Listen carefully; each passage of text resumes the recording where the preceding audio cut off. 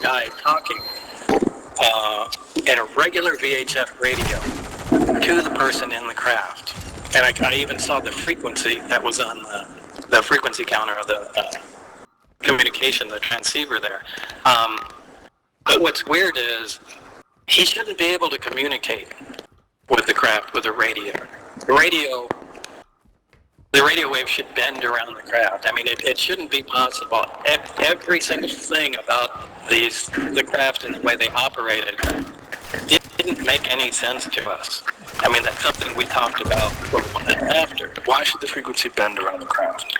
Well, you really have to look at the way the gravity wave comes out of the craft. There's the reactor's in the center, and there's a waveguide that goes up to the top. There's actually a small appendage that sticks out of the top of the craft, and it produces a heart-shaped gravitational distortion around the craft. Now, if the craft is sitting in the air, and you walk underneath it and look up, you actually cannot see the craft. The light bends around it.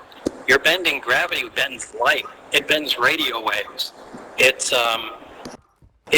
shouldn't be possible to communicate with a craft that has an envelope around it that's distorting all forms of energy. But they were apparently in contact with it. Somehow or another, through some unexplained way that they didn't bother explaining to you. So this thing gets up, it just does some very simple maneuvers, left, right, goes down. And did they discuss this with you? I mean, they said they wanted you to see it. No, they just wanted, they didn't discuss anything with me. It said, we looked around for a bit, and Mary said, let's go back. We went back in the lab. All we got to do was see. Fast forward to some months later, I did have the test flight schedule of the craft. Now, they had times they had designated high-performance tests. This obviously wasn't one that was a high-performance test. The high-performance test goes above a mountain range, and they do much more radical moves with the thing. Look, this is a prize item, and they're not doing anything like taking it out of the atmosphere.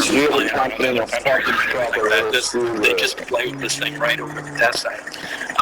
But they were doing some radical moves with it. And since I had the test flight schedule, statistically, the amount of traffic in the surrounding areas on the highway was lowest on Wednesdays. And that's why Dennis told us that all of the test flights occurred only on Wednesdays, because it'd be the least chance of them